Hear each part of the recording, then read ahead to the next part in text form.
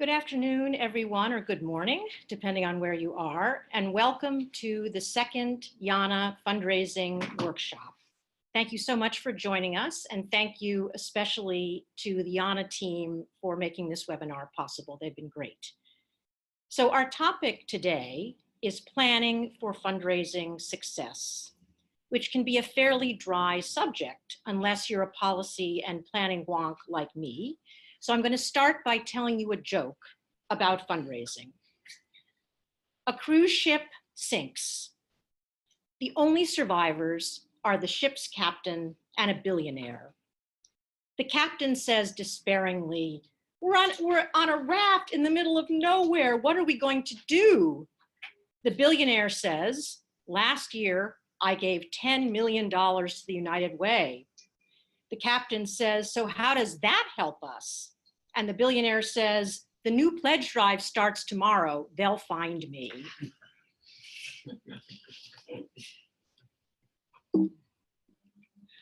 So all joking aside, today we're going to be talking about fundraising planning. First, why the fundraising plan is just so very important to fundraising success. Secondly, we're going to dispel the myth that planning for fundraising has to be very complex and take lots of time, because plans come in all shapes and sizes, and one variety is good maybe for smaller organizations and one for larger.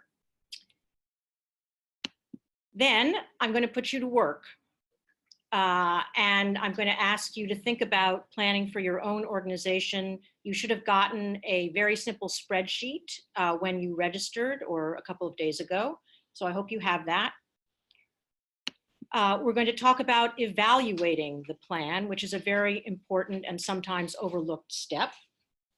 And then we'll have about 20 minutes for Q&A. I was curious about 2 weeks ago, we sent out a questionnaire because I wanted to know who would be joining us, and I thought you might like to know as well. So 55 of you responded, because Yale students are Yale students are good students, right? What came back was about the size of your organizations. Almost half of them are under $250,000 a year in revenue. About 22% have revenue between $250,000 and $1 million a year. And then the rest, about 28%, have revenue over $1 million. And who's on the phone with us? Well, about 20% of us are CEOs, about 42% are board members, 5% are development staff, 15% are other staff, and the rest are something else. Not surprisingly, so we asked why you thought plans were critical for fundraising success, or if you did. And this is something of a leading question, because here you are on a webinar about planning for fundraising success. So 70% of you thought that the plans are critical to fundraising success, and 20% thought they were somewhat important. We asked you what you thought fundraising plans should include, and almost all of you thought that they should include a review of what worked and didn't work last year, strategies for all the major fundraising areas, monetary goals, and a calendar of major events. So, and then finally, and most importantly, we discovered that 64% of you have never actually written a fundraising plan before. So I'm going to spend some time talking about simple plans for those folks, and some time talking about more complex plans. And then the exercise that we do is going to be focused on a simpler plan to really help out those people who've never created plans before. So my first job in the nonprofit sector was at a wonderful organization called the Hunger Project that is working to end chronic persistent hunger in the developing world, or the global south as we now call it. The founder, Joan Holmes, used to say that accomplishment is 60% knowing what's so. That is, knowing what's actually happening on the ground in your organization in great detail. And in this case, what's happening in fundraising in great detail in the current year.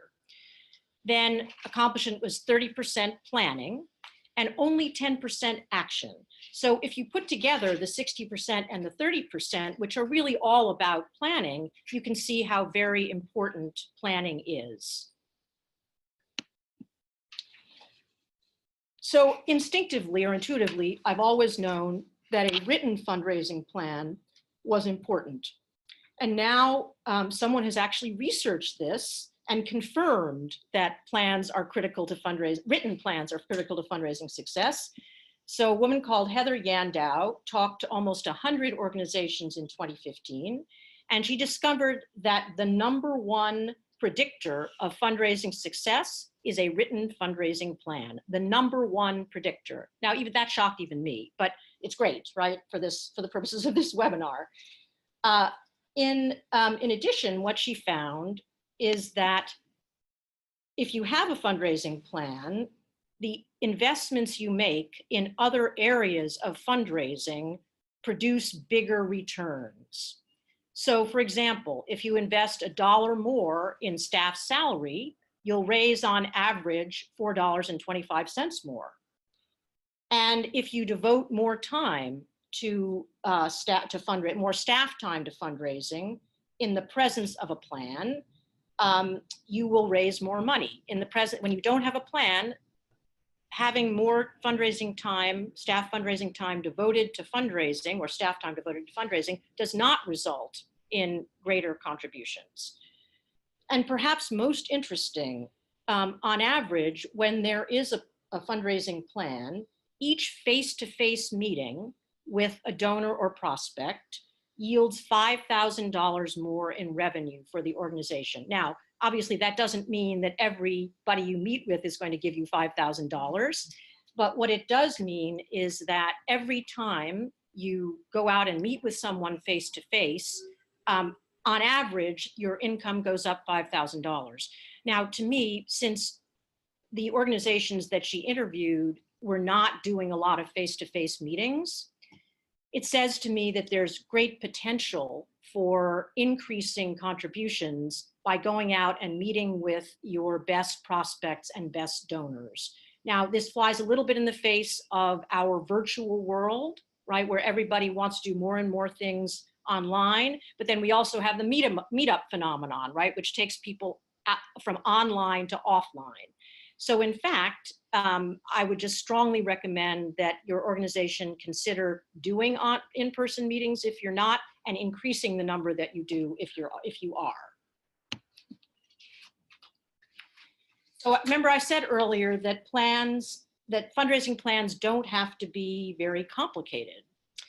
So here is a potential format for a fundraising plan for a small organization, say up to $1 million in revenue, doesn't have any development staff perhaps.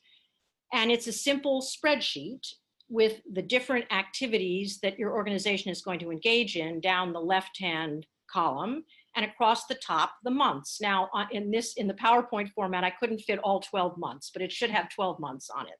And in fact, the spreadsheet that we sent out does have 12 months on it. In this instance, the organization plans to conduct events, send out mailings. Yes, mailings still do work with older donors, and have some appeals on the web. So they're going to have their big event of the year, their gala, in March, and they're going to have a run walk in June. And note that the two events are not too close together, because events take a lot of energy and effort, and you don't want to be overwhelming your staff and board by having events month after month after month. Some organizations do. I don't recommend it. Now, one of my pet peeves about fundraising is that organizations, particularly small ones, become way too reliant on event fundraising. So it often seems that it's easier to schedule and have an event And in some ways, it's good because you have the deadline. Something has to be done by November 1st because the event's happening on November 1st. But in fact, the return from other kinds of fundraising is generally much higher. With major gift fundraising done correctly, generally having the highest returns. So this organization is not just running events. They have mailings and web appeals. And so I generally recommend some sort of communication with your donors at least every other month, if not every month. If you're a small organization, every other month or every quarter would be fine. You'll note that in this instance, there's a thank you mailing in February to coincide with Valentine's Day. I've seen some organizations start to do that. It's a great way, and you're thanking everyone, regardless of whether they just gave to you or not. And then there's another solicitation online in June to coincide with the walk. Ideally, you would ask people for money one time out of 3 times that you communicate with them. So 2 times that you communicate, you're giving them something, you're cultivating them, you're sending them a newsletter, you're sending them a story about one of your participants if you don't have the means to create a newsletter every quarter. But you're sending them something that says, we appreciate you, and we really want to keep you updated about the organization, because guess what? When we then send out a solicitation, the person doesn't think, oh, they're just asking me for money. And they also have more information about the organization and they feel more connected to it. So, okay. Oops.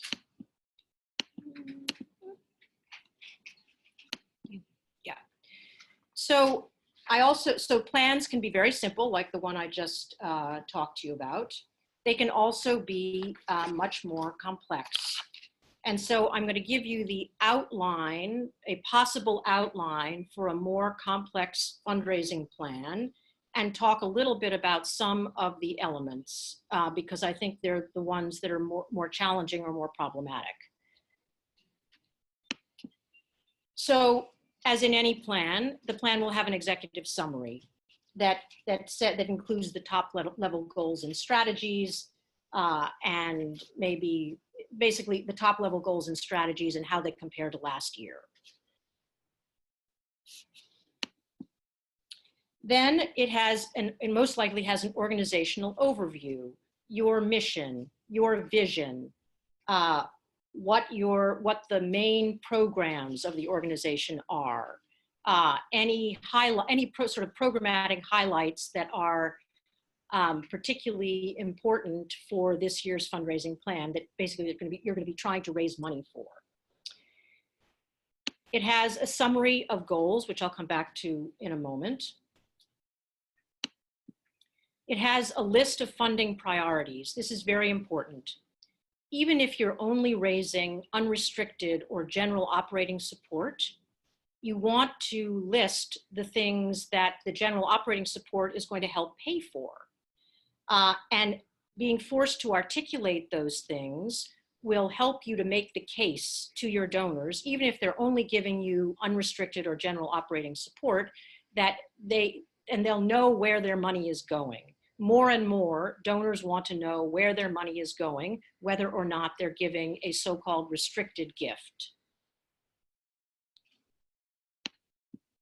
Then you'll list your development objectives and strategies, and we'll come back to those in a moment. You might actually list at the back of the plan your top prospects, starting with your donors, because donors are always prospects, and then listing people who have not given to you before, with projections of how much you think they might give to you in the coming year. And you might want to list a low and a high amount, and I'll tell you why a little later. And then, as in a simpler plan, you want to list the major activities by month for each giving stream. So namely, when we think about fundraising, we think about fundraising from individuals, fundraising from corporations and fundraising from foundations, and sometimes from the government, but we're not really talking about the government today. And so you would want to have objectives, strategies, and timetables for each of those major streams of potential revenue. So let's talk about fundraising goals. So when you list the goals, right, you want to have this year's monetary goal and last year's monetary goal and a percent change. And if revenue has been building for several years, you might want to list the revenue going back several years because it will tell a good story. And if not, you might want to leave that out. Now, here is, to me, one of the most challenging things about creating a development plan. It's setting the fundraising goal for the year. And in my experience, this is often done in the wrong way. So the wrong way would be someone on the board or the executive director says, we need to raise $1 million in 2019 without any regard to what was raised in 2018 and to what the prospects for 2019 look like. And the organizations I know that have been the most successful in fundraising have built their plans from the bottom up. So you look at how much you've raised in those different streams, the corporations, the foundations, the individuals, and then you look again at how much you think they might give in the coming year, and then you discount that. So if you think you can raise $100,000, you're going to say 80,000 because fundraisers and founders are often very optimistic. And in fundraising, it's always, always better to underpromise and overdeliver. You never want to hire staff thinking that you can raise $100,000 and then only raise 80,000 and have to let the person go or make them work part-time. Not that an organization that was raising $100,000 would have staff, but if they're raising $1 million. So I cannot overemphasize this enough because it really has gotten a lot of development directors in trouble, a lot of executive directors in trouble when the board says, you said you were going to raise $100,000 and you only raised 80. So you do that a couple times in a row and it's not going to be great.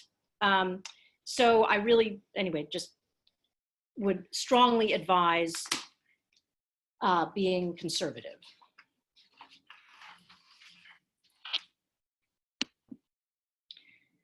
So let's think about objectives and strategies for your development plan. So you should, in my opinion, you should be thinking about development objectives and strategies in at least two ways. You want to think about the balance between how much unrestricted support you're going to raise, namely that unrestricted support being money that you can use to pay staff salaries, to keep the lights on. That's in fundraising terms, that's sort of the highest and best kind of money to raise. But you really need to look at the balance between that and how much restricted support you think you're going to raise. And restricted support means a restriction either as to time or to money. So if you think you're close to raising a 3-year pledge from an individual or a foundation, you have to be aware of that as you're planning, because the cash will not be the same as the amount that you've raised. The IRS says you have to count, let's say it's $300,000. You have to count all of that in the year in which it was raised, but the cash is going to come in over 3 years. So don't create your plan in a vacuum. Think about the implications of the cash as well as the pledges and the money that will come in later years. The other kind of restriction, of course, is as to purpose, which means that I'm giving you $100,000 because I want you to, or I'm funding a program for children. And you can spend it all in the current year, but it's a program for, it all has to go to the program for children. So again, if you're thinking about how much money do I need to keep the lights on, you can't include that $100,000 in that calculation. So that's one way to look at the development objectives and strategies. The other, or another, is again to think about those different funding streams, right? The individuals, the foundations, and the corporations. And I'm going to come back to them in a moment. So, and again, this is extremely fast and high level, and I'm happy to answer questions about it. This is creating a plan for fundraising from individuals. So obviously you're going to start with last year's donors because they're your best prospects. And actually the research shows that the people who just gave to you are the people who are most likely to give to you again, which is why in the old days, if you gave money if you got a solicitation from an organization in the mail and you gave money, you would get another solicitation sometime 4 to 6 weeks later because they knew that you were most likely to give again, having just given. So you're going to start with them and look at how much they gave. You're going to brainstorm ways to renew their support. Now, this is where the creativity comes in, or one of the places. Because if you're, let's say you have a physical location for your program. So it's a program for, it's an after-school program for children, or it's a program for therapy dogs who go into hospitals, for example, let's say. So one of the ways to bring your donors closer to your organization is to have them experience the program. And when you're thinking about so-called upgrading your current donors, in other words, someone gave you $5,000 last year and you want them to give you $10,000 this year, well, you're probably gonna have to do something different this year, right? So think about bringing them to having them go with a therapy dog into the hospital, or going to the after-school program and taking a course with the kids, or teaching something to the kids, maybe, depending on what kind of program it is. And each of your so-called major donors, the people who are giving you, say, $1,000 and above, should have a plan like this for what you're going to do with them in the coming year. We talked a little bit about choosing methods. You can also obviously invite them to events and invite them to events at your place of business, invite them to events in people's homes. Those are sometimes very effective, particularly if you have board members who have beautiful homes. That can be very, very effective indeed. Then you're going to estimate how much money you think you can raise from them. And again, you're going to do like a low and a high, sort of a range of how much you think they might give. And then you're going to thank some more. Because the biggest complaint, or one of the biggest complaints that donors make about organizations, is they don't feel sufficiently acknowledged. And it's not difficult to acknowledge people. And I put it in a session about planning because the acknowledgement cycle should be built into your plan. And again, I'm not talking about a thank you letter. A thank you letter is kind of the most basic form of acknowledgement. If you're not sending thank you letters, not thank you emails, thank you letters, if you can possibly do it, because these days, nobody gets anything in the mail except junk. So if they're going to get a thank you letter from you that's written, or even better, handwritten, that's really going to stand out. But also again, remember I mentioned the thank you mailing in February around Valentine's Day for all your supporters. That should be, those kinds of acknowledgements of the whole group should be built into your plan.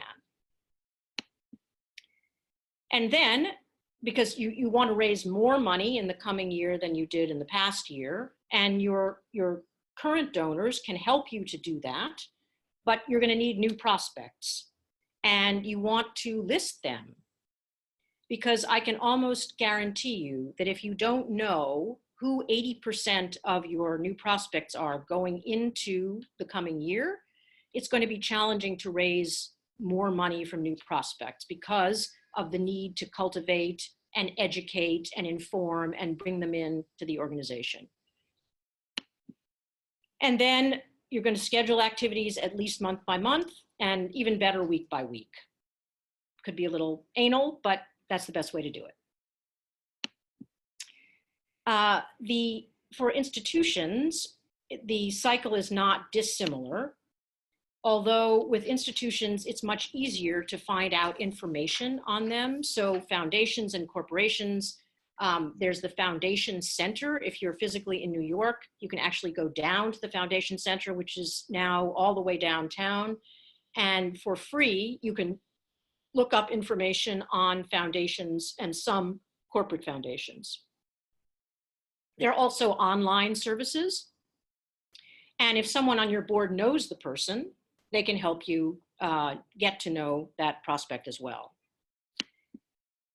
Now, the next, so you've researched, let's say you've researched the Kellogg Foundation, and it looks like a good prospect for you.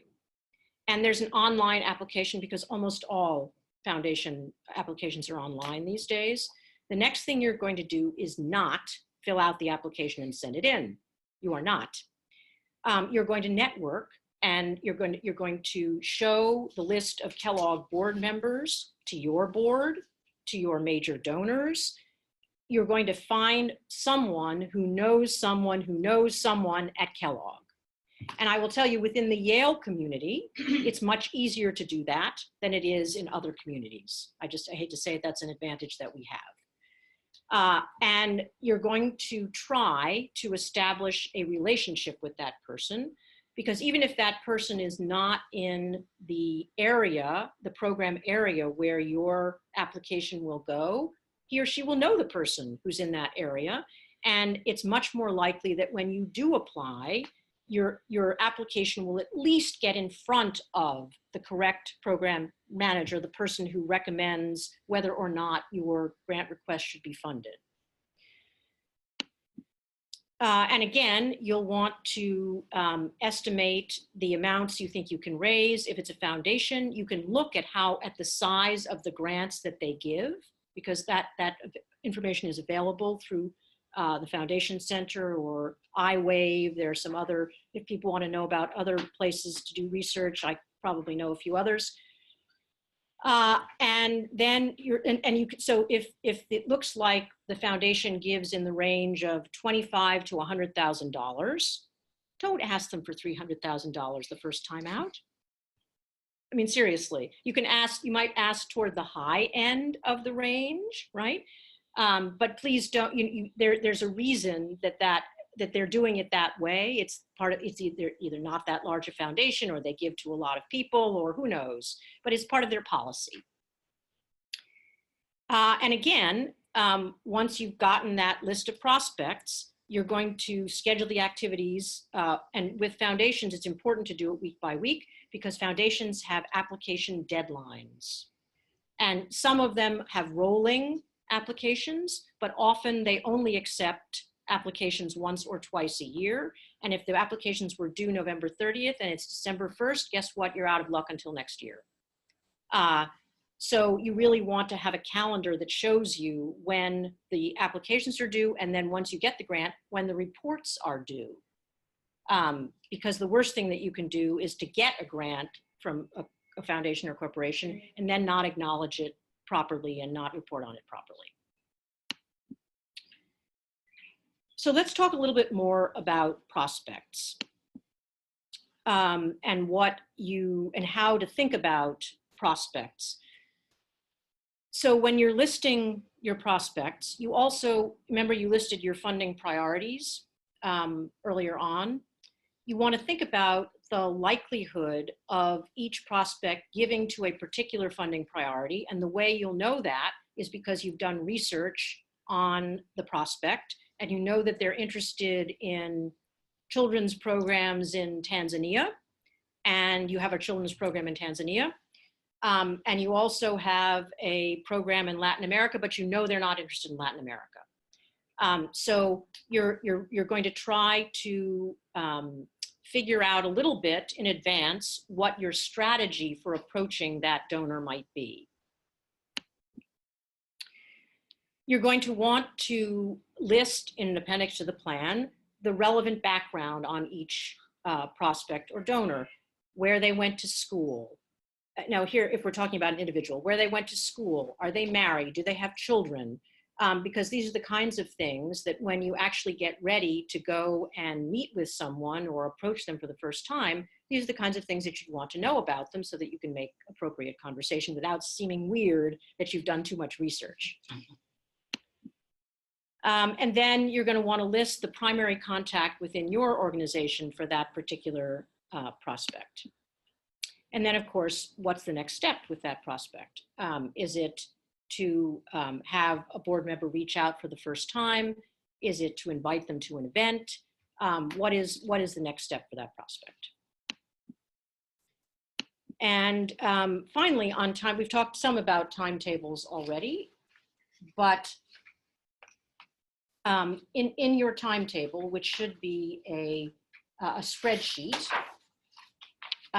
you're going to, again, create one for each audience because the rhythm of fundraising from foundations and corporations is so different from the rhythm of fundraising from individuals. And again, you want to use a spreadsheet that can be easily manipulated and updated. And you want it to be someone's job to refer to and update it consistently. Because if you do that, you'll see whether you're making progress or not, and whether the people who have been assigned to do certain things like board members, who are most likely going to be assigned to make certain introductions, you want to be sure that they're actually doing what they said they would do. Not what you asked them to do, what they actually agreed to do. All right, so now it's time for you to go to work. So everyone should have a spreadsheet, and I've got Kathy on my left here, who, if you have questions or comments, you can use the features in Zoom to ask those questions. And but everyone should have a very simple spreadsheet that has the months across the top and a place down the left-hand side for, place down the left-hand side for your activities. And what I'd like you to do is I'd like you to spend, if you're at a computer, I'd like you to spend a couple of minutes thinking about your plan for 2019. Now, if your fundraising plan for 2019 is done, you can take a break. But otherwise, and particularly if you're in a smaller organization, which is less likely to have a fundraising plan, I would like you to think about the kinds of activities that you are planning to do in the coming year, whether it's events or web appeals or mailings or appeals, mailings, individual donor meetings, social media appeals. And I'd like you to actually list those down the left-hand side of your spreadsheet. I put a few in there to get you started.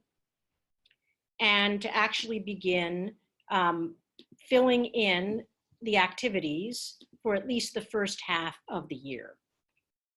And I'm doing this because I know how much people dread doing this. Most people dread doing this. And so I'm thrilled that you had enough interest to join us. And so I really want you to get value out of this exercise, out of this seminar. And so that's why I'm suggesting that you take a few minutes now.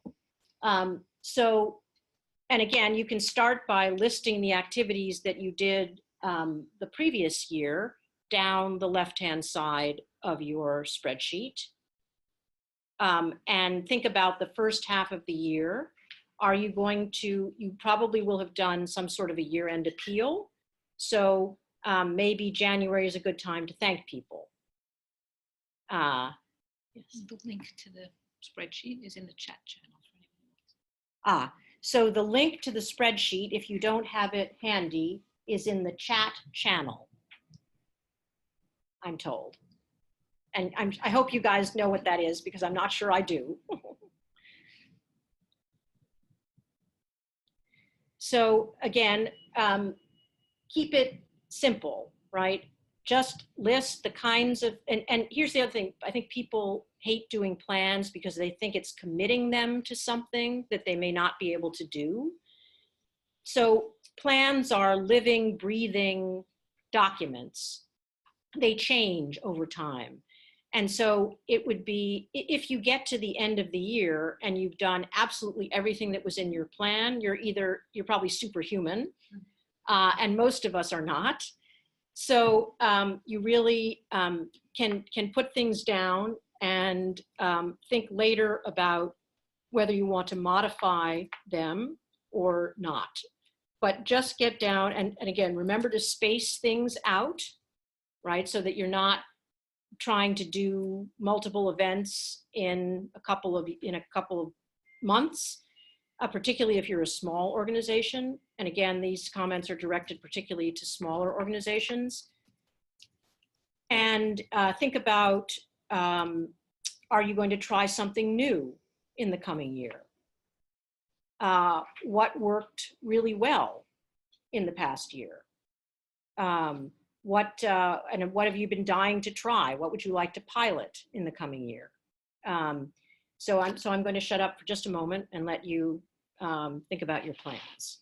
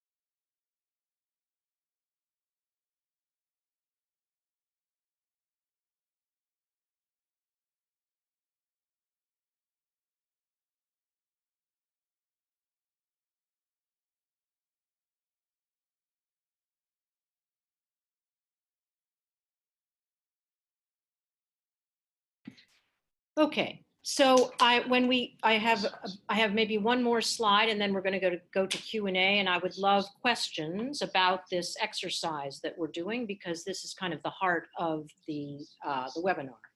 But let's first talk about evaluating the plan. So way at the beginning of my talk, I quoted Joan Holmes of the Hunger Project about the importance of knowing what's so, right? That 60% of accomplishment is knowing what's so. So debriefing events, mailings, and in-person debriefing of events and all major activities is really, really important. And what I suggest is that you schedule, if you're going to have an event on November 1st, schedule the debrief before the event happens for November 8th, give people a week to recover. Because in my experience, people are often exhausted after big events, and the last thing they want to do is schedule a debrief. But if the debrief is already on the calendar, then they'll most likely show up. And so try to include everyone who's involved,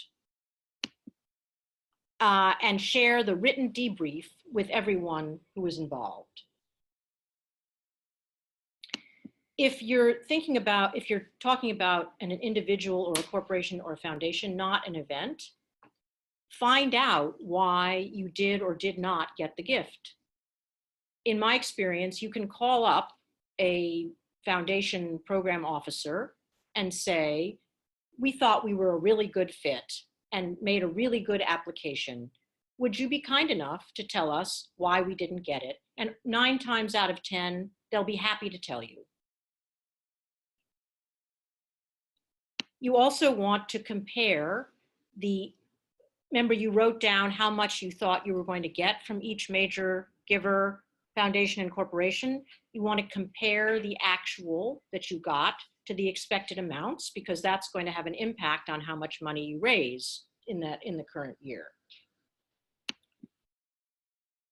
With individuals, foundations, and corporations, just as with events, you're going to document the lessons that you learned, because when it comes time to plan for the next year, you can bring out all of those event debriefs and lessons learned from solicitations and use those as the basis for your plan for the coming year. Because the what's so is what's contained in those debriefs, and will give you a huge jump on planning for the coming year. And so the first year that you do it, it's going to be painful because you haven't done it before, but it will make such a huge difference. And again, in my experience, you have an event in March, and at the time, it's so clear what worked and didn't work and what could be better. But by the time you get to November and you're creating the plan for the coming year, you've forgotten a lot of the things that worked and could have worked better. And so having it written down is really important. So at this stage, oops, end of slideshow. Should say Q&A. You can leave this up. Okay. Okay, very good.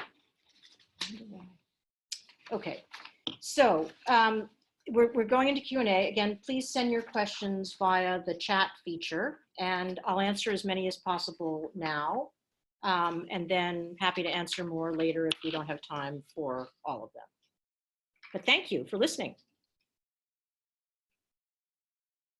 Do we have questions from you? I do not have any questions at this point. No questions. So come on, guys. I'm told we have no questions. Does this mean that you all know how to create a beautiful, perfect development plan for the coming year? Here we go. How do you recommend starting the process of asking a former donor for a larger gift? Okay, so the question is, how do I recommend thinking about asking a former donor for a larger gift? Now, I'm going to take that to mean that the person gave recently, like in the current year or the year before. I will say that once someone stops giving to you and they've not given to you for a couple of years, it's very difficult to get them back. It's not impossible, but it's very difficult. So, but let's say, and the person can tell us whether this is the right question or not, that the person gave you $5,000 this year and you'd like them to give you $10,000 next year. So what you want to do is you want to find out more about that person's interests. And if you have not gone to see them at their home or office, you should do that. But before you do that, you're going to look at what they gave to this year, look at, and if you don't have, and this is if you don't have real prospect research, I didn't talk much about research on individuals, which is much more difficult to do than research on foundations or corporations. So you can do some researching of individuals by Googling. It's amazing how much information is available on the web. But if you are considering, let's say it's not $10,000 you're looking for, the person gave you $50,000 and now you're going to ask for $100,000. It's probably worth having a professional researcher do some prospect research for you, because they have access to databases that are paid, where you have to pay a subscription, whether that's the Foundation Center Online or LexisNexis.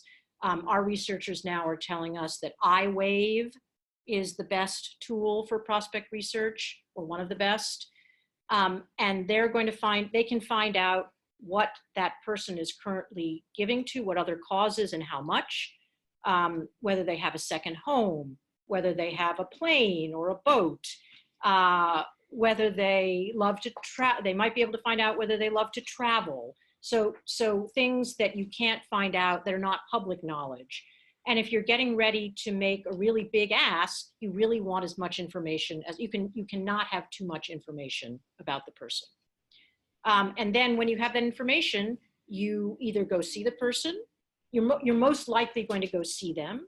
And if you feel like they need more, to know more about the organization, you're going to do, as I suggested earlier, which is you're going to take them on a special tour of the school, or expose them to the program directly, and then you're going to go and see them and make the bigger ask. Was that the question? That was a question. And we also have a lot of questions for those who are new to fundraising. Mm-hmm. Yeah. From how do you, if you've never fundraised at all, Mm-hmm. how do you start? What is the purpose of planning, and what are some rookie mistakes? Okay. So if you've never fundraised, if your organization has never fundraised before, or if you as an individual have never fundraised before? Either, but you as an individual. Okay. Okay. So I think the biggest misconception about fundraising is that it's all about asking. I really think that's the biggest misconception. You know, people will tell you, I hate fundraising. And it's because they think they hate asking. Now I'll debunk that. Actually, asking is natural when someone has been cultivated to the point where they're expecting you to ask them. So that's the first thing, is think about creating a relationship with the prospective donor. And again, we talked about some ways to do that: inviting them to an event, having a board member introduce you.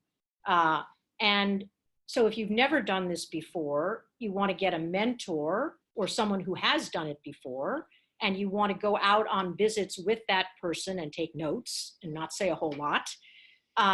And you might want to get a little training. You know, there are places, schools like the Heyman School of Philanthropy at NYU. Columbia now has a big nonprofit management program.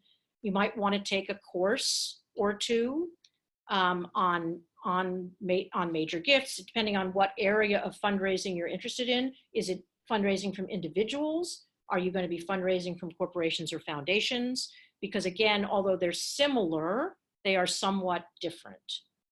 I mean, that's a really big question, Kathy. The question of, you know, and so how do you start, and what was the second part of it?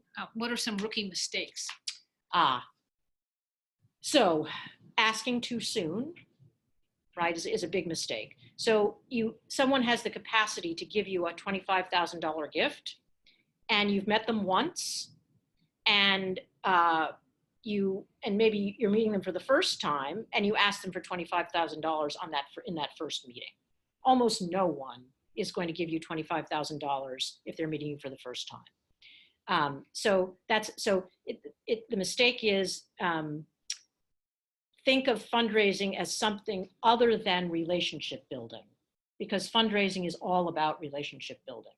If you're a good friend, if you're a good salesperson, yes, but even if you're a good friend, right, you will be a good fundraiser, or you can be a good fundraiser. I think that's I can't think. So what's the next question?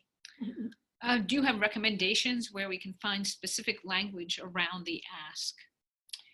Yes, so there is a woman called Laura Fredericks, whom I know, and she has written a book called, well, her book is maybe called The Art of the Ask, or just look up Laura Fredericks. She's written several books, and she really is very good at asking. And she says that an ask consists of two statements and a question. So 2 sentences and a question. And you asked about rookie mistakes. So another rookie mistake is you say those 2 sentences, you know, our program will really benefit from your involvement. It's a great program serving hundreds of children every year. May I count on you to invest $25,000 in that program in the coming year. So that's the 2 sentences and the ask, and then you stop talking. So in my experience, even I am somewhat nervous in those situations because the stakes seem very high. They may be high. And my inclination is to make the ask and then keep talking. And what you need to do is you need to stop and let the other person respond. And it can be an uncomfortable silence, but you really need to do that, because whether it's yes or no, or not right now, or you want to get that pure first response from the other person. Great. There's some questions regarding managing your board and fundraising. So okay, 2 questions. One would be, how do you work it into your board meetings? And the other is, how do you get your board to actually report back on the meetings? Okay.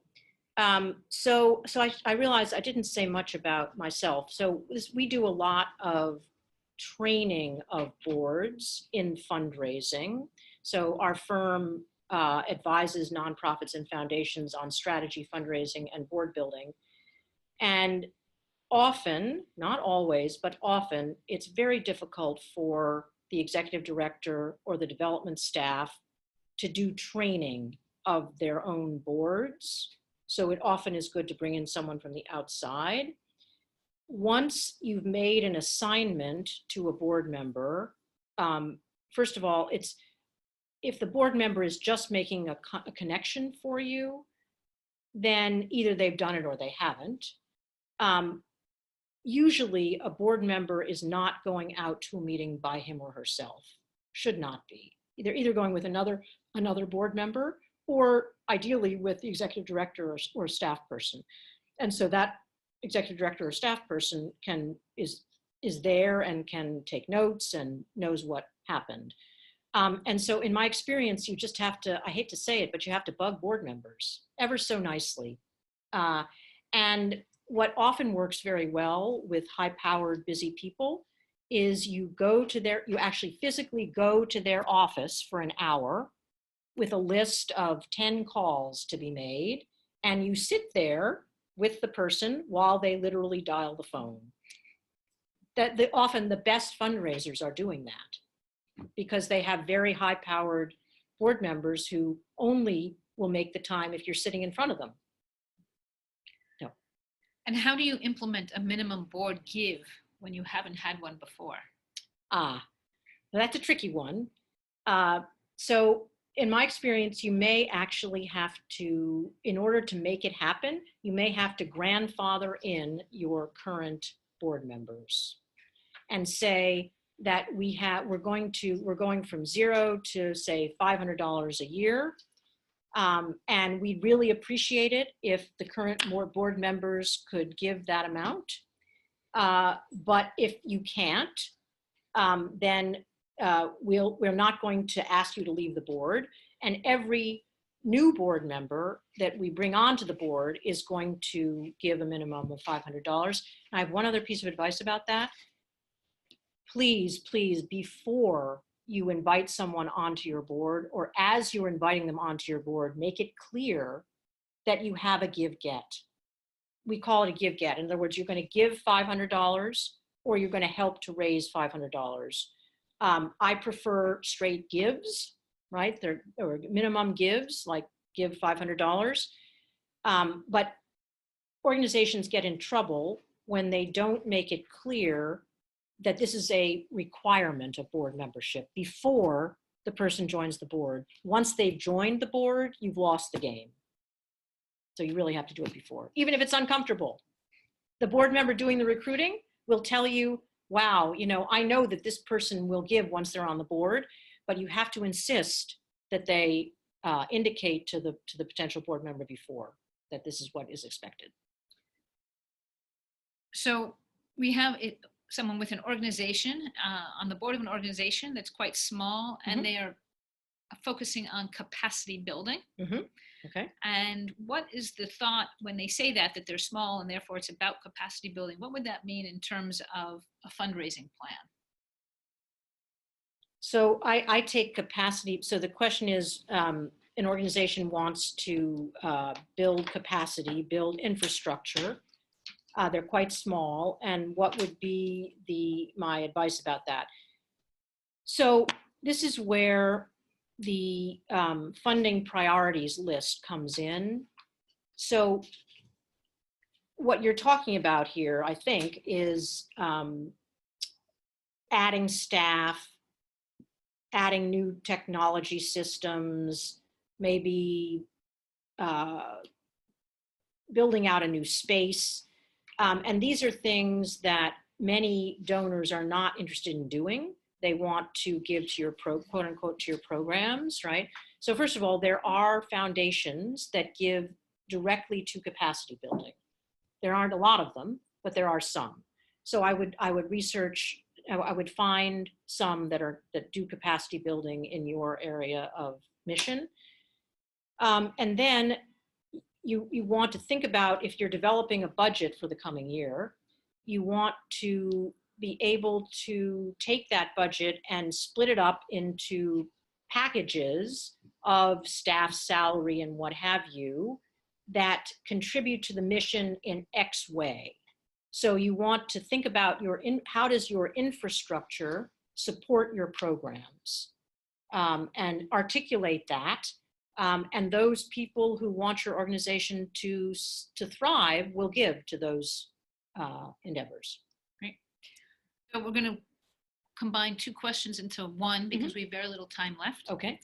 And it's based on, one idea is that there's a line between under-promising and sandbagging. Okay. And keeping the goal purposefully low so as to achieve it and thereby under-resource the organization, depending on the fundraising plan goals. So how do you manage that effectively, especially as a manager who is managing the development staff? How do you test for that and ferret it out? In other words, managing up kind of issue. Right. And I'm going to roll that into, perhaps you can frame that in a lessons learned, because we do have a question. What would you like to share with the group with regard to creating an advisory board and lessons learned in the fundraising side of things? Because we only have 3 more minutes. Sorry, that one. So lessons learned and an advisory lessons learned, board? and they asked also in managing or creating an advisory board, which was raised in the first webinar a bit. Okay. All right. If you don't have time for all of it, you don't have time for all of it. Yeah. So on the first one, on the sandbagging, so I think if you're supervising staff, you've probably been in the trenches, in the fundraising trenches yourself. And you have, first of all, you have to trust your staff. If you can't trust your staff, then there's a bigger problem than the fundraising goal. Second, you could often, remember I talked about having a range for goals. You could set sort of a floor and then have increments above that. And although you cannot give fundraising staff bonuses or you cannot link the fundraiser's compensation directly to the amount they raise, you can give bonuses if they hit a certain level. So let's say the target is $100,000, and at 110,000 they get an extra $1,000, and at 125 they get an extra $2,500 as bonuses. So that would be an incentive. And I think it's important to think about fundraisers as salespeople, because that's in fact what they are. And salespeople sometimes need incentives, even if they're mission driven. So that's on the sandbagging.